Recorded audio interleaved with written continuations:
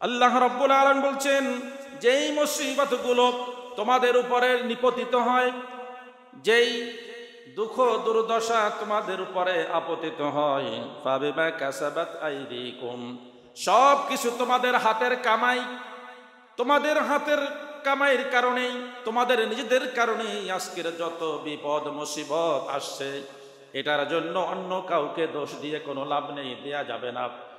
অন্য কোনো ব্যক্তির দোষ দিয়ে লাভ নেই, অন্য কোনো জাতির দোষ দিয়ে লাভ নেই। এই অধপতন, এই দুঃখ দুর্দশার পিছনে মূল কারণ হচ্ছে তোমাদের হাতের কামাই। তোমাদেরকে যেভাবে বলা হয়েছে, যেভাবে করতে বলা হয়েছে, যা বলতে বলা হয়েছে তা তোমরা বলো না, বলতে পারছো না বলেই আজকের তোমাদের ভিতরে হাজার রকমের দুঃখ দুর্দশা কষ্ট নিমজ্জিত হচ্ছে।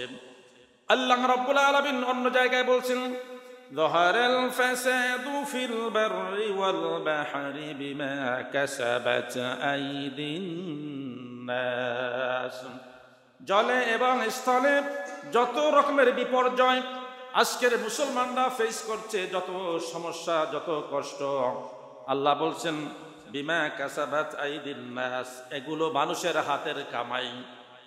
আল্লাহ তাআলা এই আয়াতের শেষাংশে বলছেন কেন কেন এগুলো। সম্মানিত মুআজ্জাজ হাজিরিন, আমার সামনে উপস্থিত সর্বস্তরের দিনদার ইমানদার প্রাণপ্রিয় মুসল্লিবৃন্দ, বিশেষ করে আমার একান্ত শ্রদ্ধাভাজন মুরব্বিয়ানে কেরাম, প্রিয় যুবক ভাইয়েরা, কলিজার টুকরা স্নেহাস্পদ শিশু ও কিশোরেরা এবং পর্দার আড়ালের সম্মানিত মা ও বোনেরা, আমরা সকলেই সেই মহান রবের দরবারে লাখ কোটি শুকরিয়া আদায় করছি, যেই মানব, যেই মহান মালিক, আমাদের প্রভু, যিনি আমাদেরকে দয়া করে মেহেরবানি করে এই পবিত্র অঙ্গনে যথা সময়ে সুন্দর মন ও মানসিকতা নিয়ে পবিত্র সালাতুল জুমআহ আদায় করার জন্যে সমবেত হওয়ার তৌফিক দান করেছেন। এই সুযোগ যে মহামনিব আমাদেরকে করে দিলেন, সেই মনিবের দরবারে মনিবের শিখানো ভাষায় সকলেই দিল খুলে মন খুলে নিষ্ঠার সাথে বলি আলহামদুলিল্লাহ।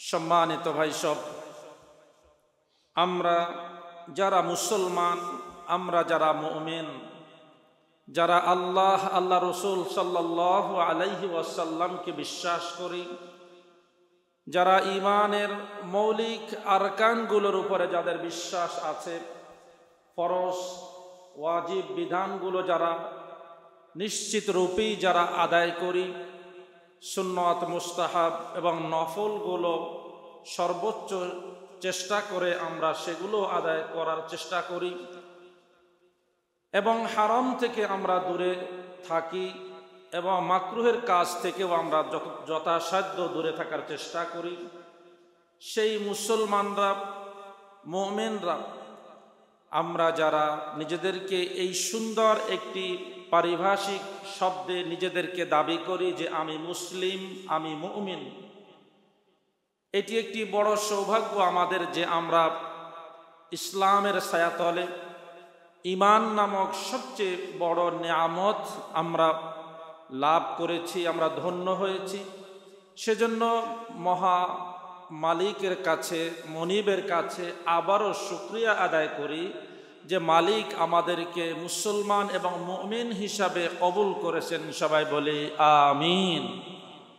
প্রশংসা করছি সেই আল্লাহর, যিনি আমাদেরকে এখনো পর্যন্ত ঈমানের উপরে অটল থাকার তৌফিক দান করেছেন। আলহামদুলিল্লাহ।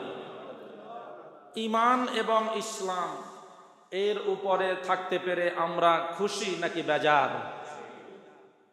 এর থেকে বড় খুশির সংবাদ আর কিছু হতে পারে না। ঈমানের উপরে থাকা, ইসলামের উপরে থাকা, একজন মানুষকে ইসলামের দিকে আহ্বান করা, এটা বিশ্বনবীর ভাষ্য মোতাবেক কত বড় একটি সৌভাগ্যের বিষয়, সেটা বলে শেষ করা যাবে না।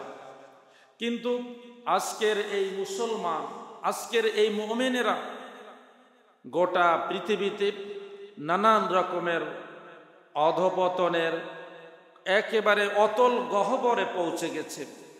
মুসলমানরা আজকের দেশে দেশে, প্রান্তরে প্রান্তরে, বিভিন্ন জায়গায় তারা আজকের অবহেলিত, লাঞ্ছিত, বঞ্চিত এবং তারা অধপতিত। সেজন্যই যুগে যুগে বিশেষ করে অনেক ইসলামিক স্কলাররা কলম ধরেছেন।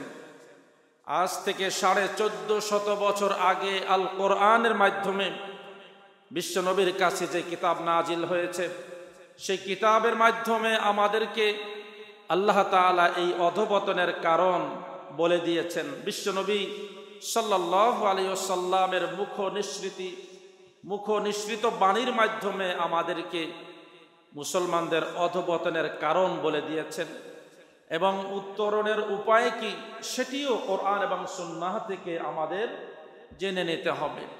আজকের আলোচনার টপিক নির্ধারণ করেছি মুসলমানদের অধপতন এবং তা উত্তরণের উপায়। প্রথমেই আমাদেরকে একটা বিষয় মনে প্রাণে স্বীকার করা দরকার বা বোঝা দরকার, আসলে মুসলমানরা এখন গোটা পৃথিবীতে তাদের এই অধপতন এর ভিতর দিয়ে যাচ্ছে কি যাচ্ছে না। মুসলমানদের অধপতন হয়েছে কি হয় নাই? কি বলেন আপনারা, কি বলেন, হয়েছে কি না? মুসলমানদের অধপতন সেটা চরিত্রের ভিতরে অধপতন, মুসলমানদের অধপতন তাদের ঈমান আকীদার ভিতরে অধপতন, মুসলমানদের অধপতন সব জায়গায়। যেখানে মুসলমানরা সবচেয়ে দামি এবং অথেন্টিক কিতাব, বিশুদ্ধ কিতাব, যালিকাল কিতাবু লা রাইবা ফীহ, এমন একটি কিতাব মুসলমানদের হাতে আছে যেই কিতাবের ভিতরে কোনো ভুল ত্রুটি তো দূরের কথা, সন্দেহ সংশয়েরও কোনো অবকাশ নেই। সেই রকমের একটি কিতাব মুসলমানদের হাতে থাকার পরেও এবং আখিরি নবী মুহাম্মদ সাল্লাল্লাহু আলাইহি ওয়াসাল্লামের মুখ নিঃসৃত পবিত্র জবান থেকে যে বাণীগুলো দ্বীনের ব্যাপারে, ইসলামের ব্যাপারে বলেছেন, তাও আজকের স্বর্ণাক্ষরে লিপিবদ্ধ আছে। হয় সহিহ আল বুখারীতে আছে, না হয় সহিহ মুসলিমে আছে, না হয় অন্যান্য হাদিসের কিতাবে আছে। এমন একজন নবীর উম্মত হওয়ার পরেও মুসলমানরা অধপতনের ভিতরে চলে গেছে। এর কারণ আমাদের খুঁজে বের করা দরকার। আমরা যখন একজন ডাক্তারের কাছে যাই, ডাক্তার সবার আগে রোগীর কাছ থেকে যদি শোনা সম্ভব হয় তার কি অসুবিধা, এর আলোকে ডাক্তার কিছু পরীক্ষা নিরীক্ষা দেন।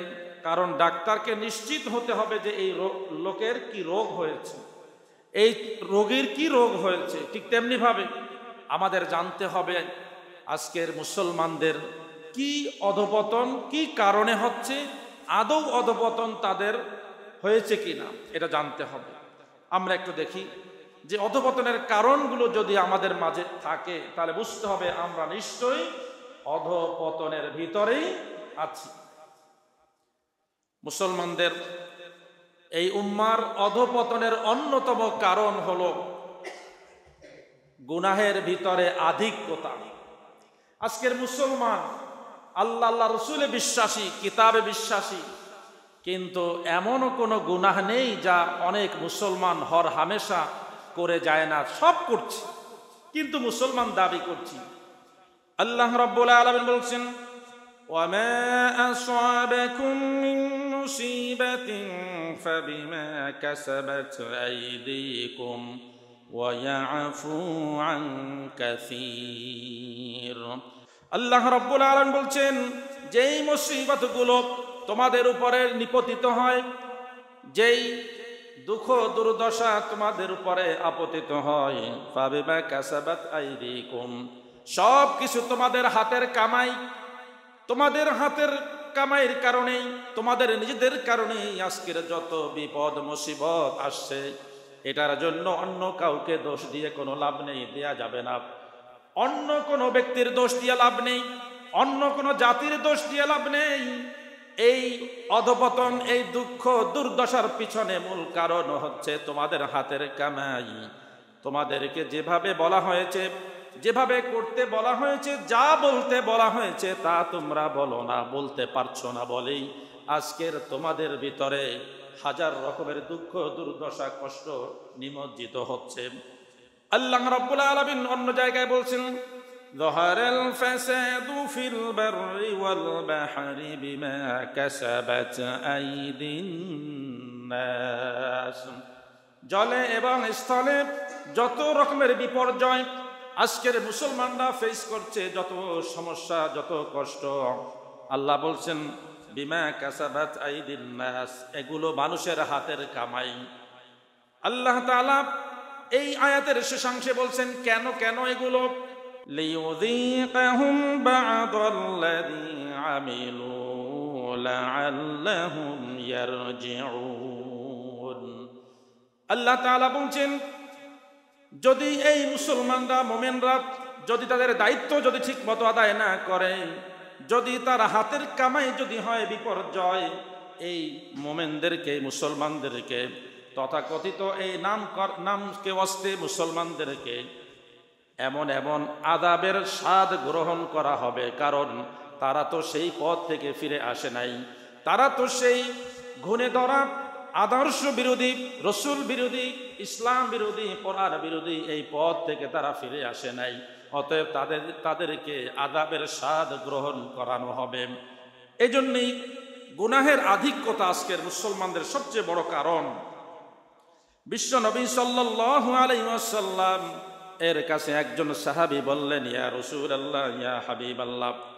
শুধু তিনি সাহাবী নয়, তিনি হচ্ছেন আমাদের আম্মা জান উম্মুল মুমিনিন হযরত জায়নাব বিনতে জাহাশ রাদিয়াল্লাহু তাআলা আনহা। বিশ্ব নবী একদিন বলছেন আমার উম্মত অনেক বেশি হবে এবং আমার উম্মতের এই যে হাতের কামাই হবে এই বিপদ মুসিবত। তখন আম্মা জান হযরত জায়নাব বিনতে জাহাশ বলছেন, ইয়া রাসূলুল্লাহ, আনুহলিকু ফিনা আস-সালিহুন, আমরা ধ্বংস হব অথচ আমাদের ভিতরে তখনও অনেক নেককার বান্দারা থাকবে। আমাদের ভিতরে নেককার বান্দারা আছে, এই অবস্থায় আমরা ধ্বংসে নিপতিত হব। ইয়া রাসূলুল্লাহ, আপনি কি সেটাই বোঝাতে চেয়েছেন? আল্লাহর হাবিব বলছেন, নাম ইদা কাসুরাল খুবস, যখন সমাজের ভিতরে অন্যায় অপরাধ যখন বেড়ে যাবে, মাত্রাতিরিক্ত যখন হয়ে যাবে, তখন নেককার বান্দারা সমাজে থাকার পরেও ওই সমাজের ভিতরে আল্লাহ তাআলা পাইকারি হারে সকল মানুষের উপরে বিপদ দিবেন, অধপতন দিবেন। সেজন্য আমাদের সমাজে আজকের কিছু বুজুর্গ মানুষ নাই তা বলা যাবে না, কিছু ভালো মানুষ আছে, কিন্তু ভালো মানুষ তার দায়িত্ব পালন করে নাই, তারা খারাপ মানুষদেরকে বারণ করে নাই। এখান থেকে তাদেরকে ফিরে আসার জন্য যেভাবে বলা দরকার, যা করা দরকার, এই ভালো মানুষগুলো সে কাজ করে নাই। সেজন্যই আল্লাহর সুন্নাত হচ্ছে সবাইকে পাইকারি হারে অধপতনের ভিতরে নিমজ্জিত করা। নাউযু বিল্লাহ। অধপতনের আরেকটি কারণ হচ্ছে আল্লাহর শরণ থেকে বিরত থাকা। আল্লাহ রাব্বুল আলামিন বলছেন, ওয়ামান আ'রাদা আন যিকরি ফাইন্না লাহু মাঈশাতান দানকা ওয়া নাহশুরুহু ইয়াওমাল কিয়ামাতি আ'মা। আল্লাহ রাব্বুল আলামিন বলছেন, আমার জিকির থেকে, আমি আল্লাহকে স্মরণ করা থেকে যারা গাফেল থাকবে, বিরত থাকবে, আমার কথা স্মরণ করবে না, সারা রাত ঘুম থেকে উঠে সকালবেলা যেই মুসলমান, যেই মুমিন আমাকে স্মরণ করবে না, আবার সারাদিনের প্রত্যেকটি কাজ করার পরে যেহেতু সে মুসলমান মুমিন ভালো কাজ করবে, এটাই স্বাভাবিক, ভালো কাজ করার পরে আমার প্রতি একটু শুকরিয়া আদায় করবে না, আবার তার যে সুন্দর একটা জীবন আমি দিয়েছি, এই জীবনের জন্য আমি আল্লাহর কাছে একটু ধর্ণা দিবে না, আমার কাছে নতশির হবে না। আল্লাহ তাআলা বলছেন, ফাইন্না লাহু মাঈশাতান দানকা, আমি তাদের জীবন জীবিকার ভিতরে সংকীর্ণ করে দিব, তাদের জীবনটা আমি সংকীর্ণ করে দিব। অনেক টাকা ইনকাম করতে পারে, কিন্তু সেই টাকার ভিতরে আমি আল্লাহ তাআলা কোনো বারাকা দিব না। অনেক বড় অট্টালিকায় থাকতে পারে, কিন্তু সেই অট্টালিকার ভিতরে, সেই বাসার ভিতরে, সেই ফ্ল্যাটের ভিতরে আমি আল্লাহ তাআলা বরকত এবং রহমত আমি দেব না। সুন্দর খাটে শুইতে পারে, কিন্তু সেখানে বসে সুন্দর ভালোভাবে ঘুম হবে না, দুশ্চিন্তায় সারা রাত কেটে যাবে। কারণ ওমান আ'রাদা আন যিকরি, এই ব্যক্তি তো আমার স্মরণ থেকে দূরে ছিল, আমাকে স্মরণ করে নাই। আমাকে যদি স্মরণ করতো তাহলে খারাপ কাজ করতে পারতো না, খারাপ পথে পা বাড়াতে পারতো না, খারাপ কোনো দৃশ্যের দিকে সে তাকাতে পারতো না। তাই তো রব্বুল আলামিন বলেন ফাইন্না লাহু মাঈশাতান দানকা, আমি তার জীবন জীবিকার ভিতরে সংকীর্ণ করে দেব। এটা তো দুনিয়ার বিষয়। ওয়া নাহশুরুহু ইয়াউমাল কিয়ামাতি আ'মা, এবং কিয়ামতের দিন আমি আল্লাহ তাআলা তাকে অন্ধ করে উঠাবো। তার দুনিয়াতে চোখ ছিল, কিন্তু কিয়ামতের মাঠে অন্ধ করে উঠানো হবে। তখন সে বলবে লিমা হাশারতানি আ'মা, রব্বুল আলামিন আপনি আমাকে কেন অন্ধ করে উঠালেন? আমি তো দুনিয়ার জীবনে চক্ষুষ্মান ছিলাম। আল্লাহ বলছেন তোমার কাছে আমার আয়াত এসেছিল, আয়াত শোনো নাই, আয়াত তেলাওয়াত করো নাই। আমার নবী এসেছিলেন, নবীর ওয়ারিসরা আলেমরা এসেছিলেন, কিন্তু তাদের কথা শোনো নাই, তাদের কথা তুমি তোমার কান দিয়ে শোনো নাই, চোখ দিয়ে যা দেখার তা দেখো নাই। এই কারণেই আমি আল্লাহ রাব্বুল আলামিন আজকের তোমাকে অন্ধ করে উঠালাম। এই কারণেই আমি আজকের তোমাকে, তোমার চোখ থাকার পরে তোমাকে চক্ষুষ্মান করে আমি উঠাই নাই। আল্লাহ রাব্বুল আলামিন সব কথা আগে বলে দিয়েছেন। অতএব আল্লাহর জিকির থেকে যারা বিরত থাকবে, আল্লাহকে স্মরণ করা থেকে যারা দূরে থাকবে, তারা প্রত্যেকটি মুহূর্তে গুনাহের ভিতরে লিপ্ত হবে, এটা নিশ্চিত। কারণ সেই জায়গায় শয়তান তার সাথী হয়ে যায়, আর শয়তান যদি কোনো ব্যক্তির সাথী হয়ে যায়, সেখানে ভালো কাজ হওয়া বা করা এটা কোনোভাবেই সম্ভব নয়। এরপরে মুসলিম উম্মার অধঃপতনের কারণ হচ্ছে অঙ্গীকার ভঙ্গ করা এবং ন্যায় বিচার না করা। আজকের আমরা নিজেদের দিয়েই একটু বিচার করতে পারি যে ওয়াদাগুলো আমি করছি, প্রথম ওয়াদা করছি আমি আমার রবের সাথে, কারণ আমার রব আমার স্রষ্টা, আমার রব আমার বিধানদাতা, রিজেক দাতা। আমি যা খাই, আমি যা পান করি, এগুলা কেউ ব্যবস্থা করে না, একজন ব্যবস্থা করেন। সবাই বলেন তিনি কে? আল্লাহ রাব্বুল আলামিন। সেই আল্লাহ রাব্বুল আলামিনের সাথে আমার একটা কমিটমেন্ট আছে, ওয়াদা আছে। আল্লাহ আমি তোমার 5 ওয়াক্ত নামাজ আমি ঠিকমতো আদায় করব, রমাদানের রোজা আমি ঠিকমতো আদায় করব, হজ ফরজ হলে আমি হজ আদায় করব, যাকাত ফরজ হইলে আমি যাকাত দিব। এভাবে প্রত্যেকটি ফরজ কাজ, অন্যান্য যেই কাজগুলো আছে যেগুলো আল্লাহ করতে বলেছেন, সেই ওয়াদা আমি করছি। দোয়ায় কুনুতের ভিতরে আল্লাহর সাথে এক এক করে কত ওয়াদা আমি করছি, কিন্তু নামাজ পড়ার পরেই আমি সেই ওয়াদা ভঙ্গ করছি। মানুষের কাছে আমার এমন অনেক ওয়াদা ছিল, প্রতিনিয়ত সেই ওয়াদা আমি ভঙ্গ করছি। ন্যায় বিচার আমি করতে পারি নাই, আমার ক্ষমতা আছে, বিচারটাকে আমি আমার মতো করে নিলাম। আমার ক্ষমতা আছে, বিচারটাকে আমার দলের কর্মীর পক্ষে করে নিলাম। আমার ক্ষমতা আছে, বিচারটাকে আমার আত্মীয়করণ করে নিলাম। বিচারককে একটু ফোন করে বলে দিলাম। বিচারক বেচারা চাকরি করে, কি করবে? মন্ত্রী সাহেবের, এমপি সাহেবের ফোনের অনুযায়ী কাজ না করলে দেখা যায় তাকে ট্রান্সফার করবে, আর না হয় ওএসডি করে রাখবে। এরকমের নজির আমাদের এই সমাজে আছে কি নাই? কারা করছি? আমার মুসলমানরা করছি বিচার। আজকে ন্যায় বিচার আমরা করতে পারি নাই, অথচ বিশ্ব নবী বলছেন সাবাআতুন ইউযিল্লুহুমুল্লাহু ফি যিল্লিহি ইয়াওমা লা যিল্লা ইল্লা যিল্লুহ। 7 শ্রেণীর মানুষকে আল্লাহ রাব্বুল আলামিন কাল কঠিন কিয়ামতে তার আরশের ছায়ার নিচে জায়গা দিবেন। 8ম কোন শ্রেণী হবে না, 9ম কোন শ্রেণী হবে না। 7 শ্রেণীর ভিতরে প্রথম যেই শ্রেণী, ইমামুন আদিল, ন্যায়পরায়ণ বাদশা, রাষ্ট্রের ন্যায় পরায়ণ বাদশা, প্রধানমন্ত্রী, রাষ্ট্রপতি, এলাকার ন্যায় পরায়ণ বাদশাহ, এলাকার সভাপতি, পরিবারের ন্যায় পরায়ণ ব্যক্তি হচ্ছে সেই পরিবারের মূল ব্যক্তি, অভিভাবক। ইমামুন আদিলুন, শুধুমাত্র মসজিদের ইমাম সাহেব ন্যায় পরায়ণ হইলে চলবে না।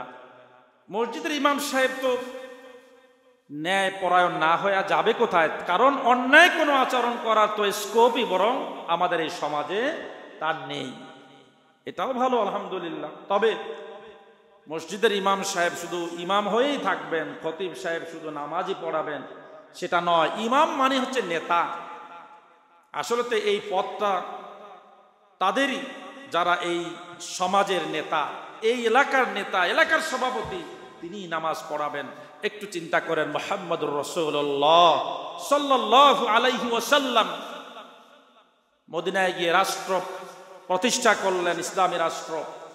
সময়ের ব্যবধানে 1 নয় 2 নয় 9.5 লক্ষ বর্গ মাইল এলাকার রাষ্ট্রপতি হচ্ছেন মুহাম্মদুর রাসূলুল্লাহ সাল্লাল্লাহু আলাইহি ওয়াসাল্লাম।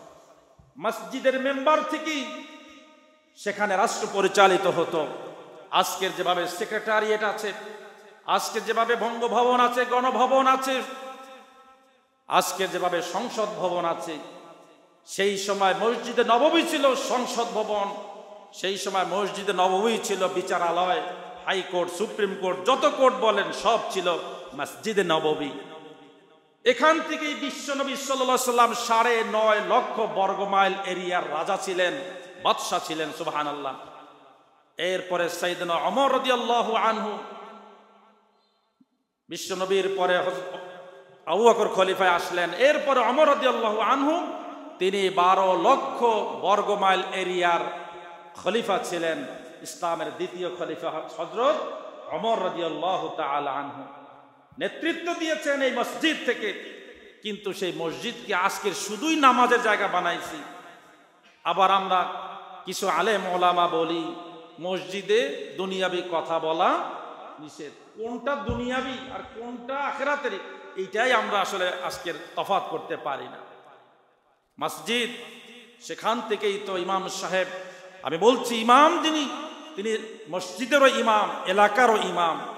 এভাবে যদি প্রত্যেক এলাকার সভাপতি যারা, প্রত্যেকটা আসনের এমপি যারা, মন্ত্রী যারা যখনই মসজিদে আসবেন, আসতে তো হবেই, সেখানে তিনি নামাজ পড়াবেন, সেখানে মুসল্লিদের দিকে ফিরে তিনি কথা বলবেন, তাদেরকে নাসিহা করবেন, তাদেরকে শিক্ষা দিবেন দিন, তাদেরকে শিক্ষা দিবেন অন্যায় কোনো কাজ যেন কোনো মুসলমান, কোনো মুসল্লি যেন না করে।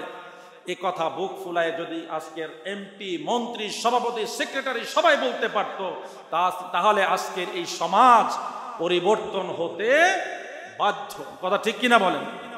এটা দিয়েছি হুজুরদের হাতে, নসিহত আর যা হুজুররা করবে, আর ওদিকের যা কাম আমরা করব, ভাগ করে দিয়েছি। কি বলেন? এটা ইসলামের আসলে স্পিরিট নয়। এজন্যই অঙ্গীকার রক্ষা করা এটি ফরজ। রাসূল সাল্লাল্লাহু আলাইহি সাল্লাম বলেছেন, মুয়াত্তা ইমাম মালিক হাদিস নিয়েছেন, ওয়ালা হাকামা কওমুন বিগাইরিল হক ইল্লা ফাশা ফীহিমুদ দাম।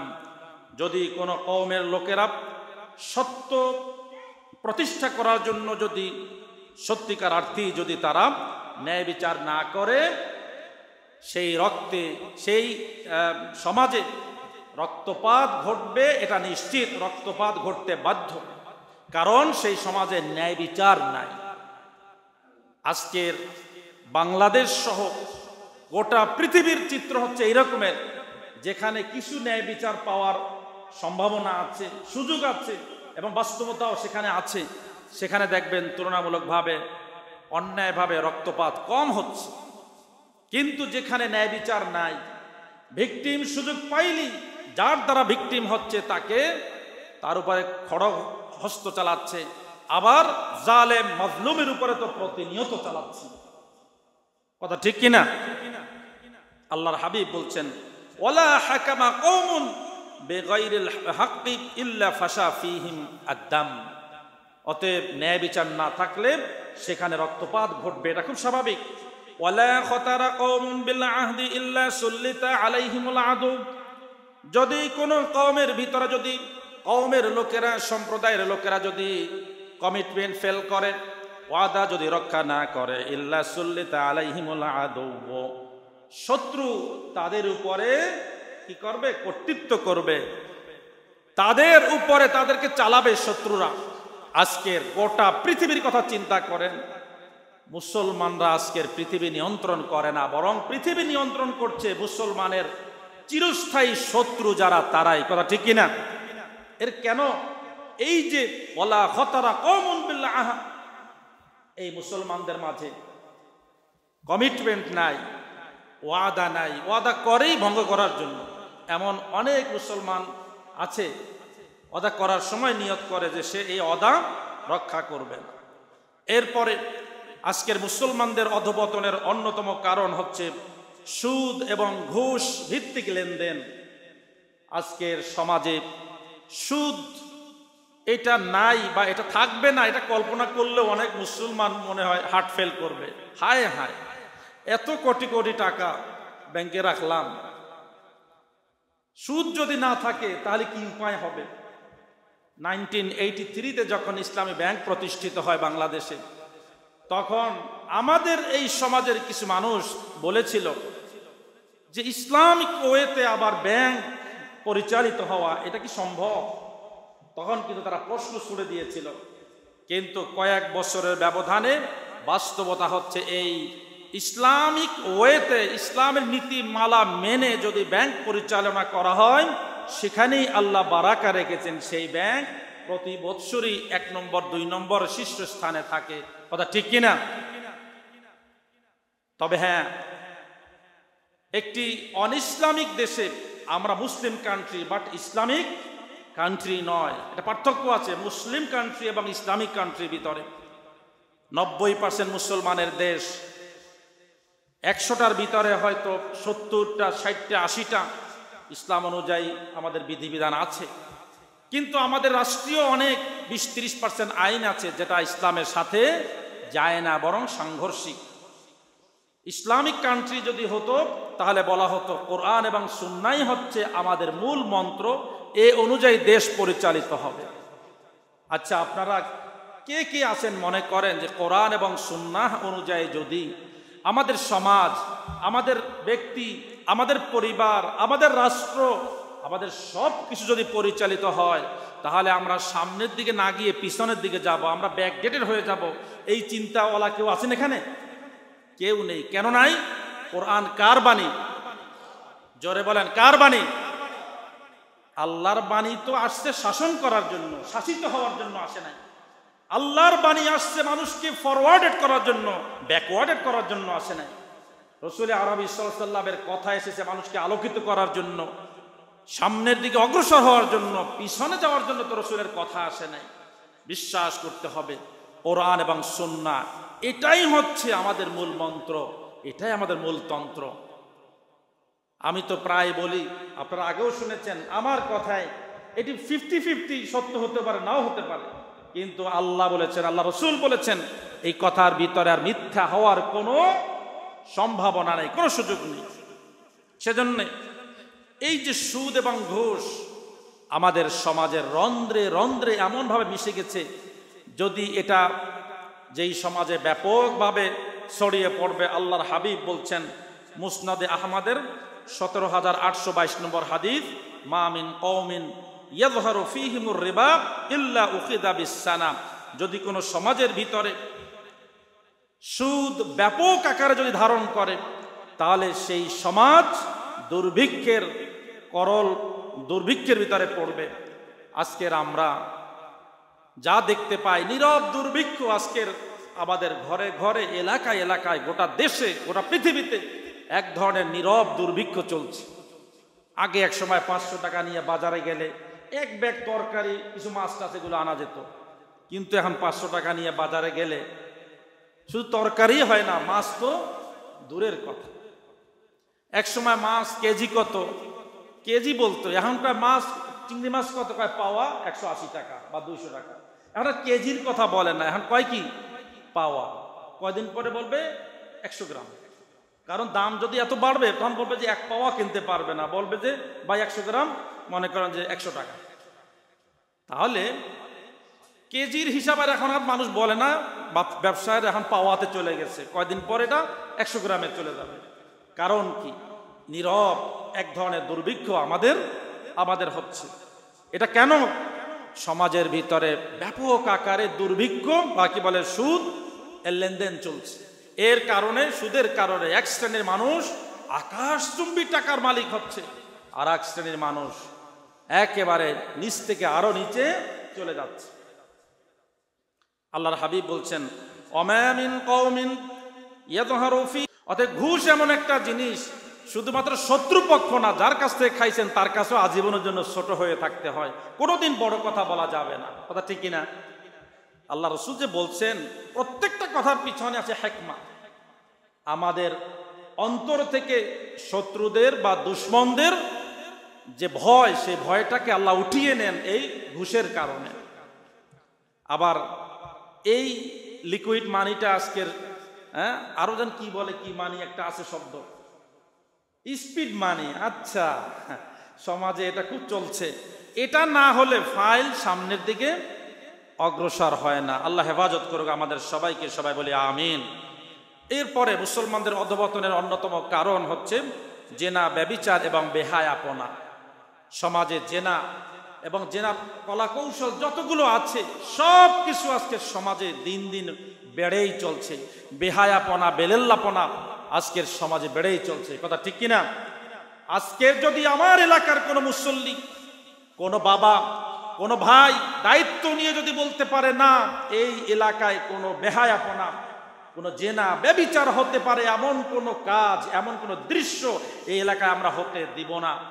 বাংলার 56,000 বর্গ মাইলের প্রত্যেকটা এলাকায় যদি আমরা দুর্ভেদ্য এভাবে যদি একটি অবস্থা তৈরি করতে পারতাম, আমাদের এই সমাজ নিশ্চিত ভালো হতে বাধ্য হতো। কিন্তু জেনা, ব্যভিচার বেড়ে গেলে কি হয়? আল্লাহর হাবিব বলছেন, মুয়াত্তা ইমাম মালিক হাদিস নিয়েছেন 927 নম্বর হাদিস, ওয়ালা ফাশা আয-জিনা ফি কওমিন ইল্লা কাসরা ফীহিমুল মাউত। যখন কোন সম্প্রদায়ের ভিতরে, কোন এলাকার মধ্যে যখন জেনা ব্যভিচার বৃদ্ধি পায়, তখন তাদের মধ্যে মৃত্যুর হার অনেক বেড়ে যায়। নাউযুবিল্লাহ। আজকের আপনি দেখেন রাস্তাঘাটে বিভিন্ন সময় অ্যাক্সিডেন্ট করে মানুষ মারা যাচ্ছে, আর বিভিন্নভাবে মানুষ মারা যাচ্ছে। এই যে মৃত্যুর আধিক্য, এটার অন্যতম কারণ হচ্ছে জেনা, ব্যভিচার। পাশাপাশি জেনা, ব্যভিচার যে খারাপ জিনিস, এটা সবাই বুঝে, জেনাকারও বুঝে এটা খারাপ জিনিস। এই অপকর্ম করার পরে দেখা যায় যে বিভিন্ন জায়গায় এই যে যারও সন্তানকে ফেলে যায়, অথবা তাকে একটা সময় দুনিয়াতে আসার আগেই তাকে মেরে ফেলে। কারণ কোনো জেনাকার নারীও চায় না যে এটা তার পেটে নিয়ে ঘুরবে, মানুষ খারাপ জানবে। তাহলে একটা আত্মা কিন্তু পেটের ভিতরে ঠিক থাকতেই কিন্তু তাকে মেরে ফেলা হয়। মৃত্যুর আধিক্য বাড়ে এই জেনার কারণে। কারণ এই জেনার মাধ্যমে কোনো সন্তান পৃথিবীতে আসুক, এটা না জেনাকার চায়, না জেনাকারিনী চায়। এটা তো খুব বাস্তবতা আমাদের এই সমাজে। এরপরে অধঃপতনের কারণ মুসলমানদের ওজনে কম দেওয়া। এটা তো আমি আগেও বলেছি, শুধু ব্যবসায়ীরা নয়, এটা সবাই সবার জায়গা থেকে আমরা ওজনে কম দিচ্ছি। রাসূল সাল্লাল্লাহু আলাইহি সাল্লাম চমৎকার ভাবে বলছেন, ওয়ালাম ইয়ানকুসুল মিকিয়াল ওয়াল মিজান ইল্লা উখিযু বিসসিনিন। যখন কোনো এলাকায় মাত্রাতিরিক্ত ভাবে এভাবে ওজনে কম দেওয়া হয় এবং কারচুপি করা হয়, ওজনে কম এবং কারচুপি করা হয়, ইল্লা উখিযু বিসসিনিন, তখন সেই সমাজে আল্লাহ তাআলা আবারও নীরব দুর্ভিক্ষ সৃষ্টি করেন। ওয়াশিদ্দাতিল মাউনাত, এবং কঠিন বালা মুসিবত দেন। ওয়াজাউরিল সুলতানি আলাইহিম, এবং তাদের বিরুদ্ধে জালেম শাসকদেরকে আল্লাহ তাআলা নিয়োজিত করেন। জালেম শাসক, যেই শাসক মানুষের জুলুম করবে, সে যেভাবে পারবে সেভাবে নিজের আখের গুছানোর চেষ্টা করবে। সে গণমানুষের জন্য, দেশের সাধারণ মানুষের জন্য কাজ না করে সে নিজের চিন্তা করবে, বরং সে জুলুম করবে মানুষের উপরে। এই রকমের জালেমদেরকে আল্লাহ নিয়োজিত করেন যদি ওজনে কম দেয় এবং ভেজাল অথবা কারচুপি যদি করে। আপনারা কি মনে হয় যে কারণগুলো বলছি, সেই কারণগুলো আমাদের সমাজে আছে কি নাই? নাকি এখনো আসে নাই? কিয়ামতের আলামত আসে নাই এখনো? কি বলেন, আসছে কিনা? প্রত্যেকটা কারণ কিন্তু আমাদের সমাজে বিদ্যমান। এরপরে আমাদের অধঃপতনের অন্যতম কারণ নিজেদের মধ্যে দলাদলি, নিজেদের মধ্যে বিভেদ সৃষ্টি করা। মুসলমানের বিরুদ্ধে বিভেদ, ভাই ভাইয়ের বিরুদ্ধে, ভাই বোনের বিরুদ্ধে বিভেদ। এই যে বিভেদ, অথচ আল্লাহ তাআলা বলছেন ওয়ালা তানাযাউ, তোমরা বিভেদ করো না। ফাতাফশালু ওয়া তাযহাবা রিহুকুম, বিভেদ যদি করো শক্তি চলে যাবে। এই যে টায়ারের হাওয়া যদি চলে যায়, এই টায়ার দিয়ে আর গাড়ি চলবে না, এই চাকার সামনের দিকে অগ্রসর হবে না। তেমনি ভাবে আল্লাহ বলছেন ওয়া তাযহাবা রিহুকুম, তোমাদের বাতাস চলে যাবে, শক্তি শেষ হয়ে যাবে যদি তোমরা বিভেদ তৈরি করো, পরস্পরের ভিতরে যদি অনৈক্য সৃষ্টি করো। আর কি আল্লাহ বলছেন ওয়াসবিরু, সবর করতে হবে, বিভেদ নয়, সবর। তাহলে আজকের মুসলমানদের অন্যতম অধঃপতনের কারণ হচ্ছে বিভেদ তৈরি করা এবং দলে দলে বিভক্ত হওয়া। রাসূল বলেছিলেন বনি ইসরাইল ৭২ ফেরকায় বিভক্ত হবে, আর আমার উম্মত ৭৩ ফেরকা, আমার উম্মত ৭৩ ফেরকায় কি হবে? বিভক্ত হবে। তা একটা ফেরকা হচ্ছে ফেরকাতুন নাজিয়া, মুক্তি পাবে একটা দল, কয় মা আনা আলাইহি ওয়া আসহাবি, আমি মুহাম্মদ এবং আমার সাহাবীরা যেই দলে আছে, যেই পথে আছে, যেই মতে আছে, তারাই নাজাত পাবে। সুবহানাল্লাহ। এরাই হচ্ছে প্রকৃতপক্ষে আহলুস সুন্নাহ ওয়াল জামাআহ। আহলুস সুন্নাহ ওয়াল জামাআহ, যারা নিজেদেরকে সুন্নাহ অনুসারী দাবি করে এবং শুধু দাবিই নয়, এই সুন্নাহ অনুযায়ী নিজেদের জীবন পরিচালনা করে। আজকে সমাজে অনেকে আছে সুন্নাহর দাবি করে কিন্তু সুন্নাহ অনুযায়ী নিজেদের জীবন পরিচালনা করে না। এটা হবে না। সম্মানিত ভাই, সব মুসলমানদের অধঃপতনের আরো অনেকগুলো কারণ আছে, আমরা পর্যায়ক্রমে সেই কারণগুলো আমরা আলোচনা করব। আজকের যেই মোটা দাগে আলোচনা আমরা করেছি মুসলমানদের অধঃপতনের কারণ, প্রথম পর্ব ১ নম্বর, মুসলমানরা আজকের সবচেয়ে বেশি গুনাহের ভিতরে নিমজ্জিত, আকণ্ঠ গুনাহের ভিতরে নিমজ্জিত, এটা অন্যতম তাদের অধঃপতনের কারণ। ২ নম্বর, তারা আল্লাহর স্মরণ থেকে দূরে আছে, বিরত থাকছে, আল্লাহকে স্মরণ করছে না। আল্লাহর জিকির, আল্লাহর স্মরণ যদি কারো অন্তরে থাকে, সে আর খারাপ কথা বলবে না, সে আর হারাম কোনো টাকা উপার্জন করে সেটা দিয়ে কোনো জুব্বা, পাঞ্জাবি, শার্ট, গেঞ্জি এইগুলা কিনবে না, এগুলো পড়বে না। এরপরে অঙ্গীকার ভঙ্গ করা, এটা মুসলমানদের অধঃপতনের অন্যতম কারণ, ন্যায় বিচার না করা। এরপর আমরা বলছি সুদ ও ঘুষ ভিত্তিক লেনদেন সমানে চলছে, এটা অধঃপতনের কারণ। জেনা, ব্যভিচার, বেহায়াপনা অধঃপতনের কারণ। ওজনে কম দেওয়া অধঃপতনের কারণ।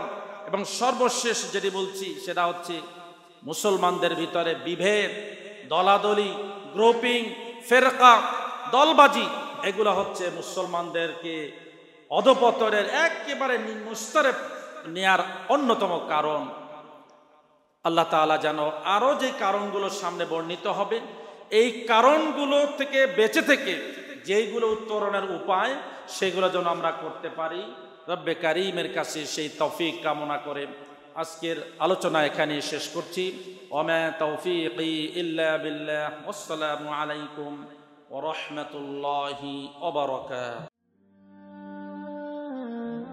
IUB media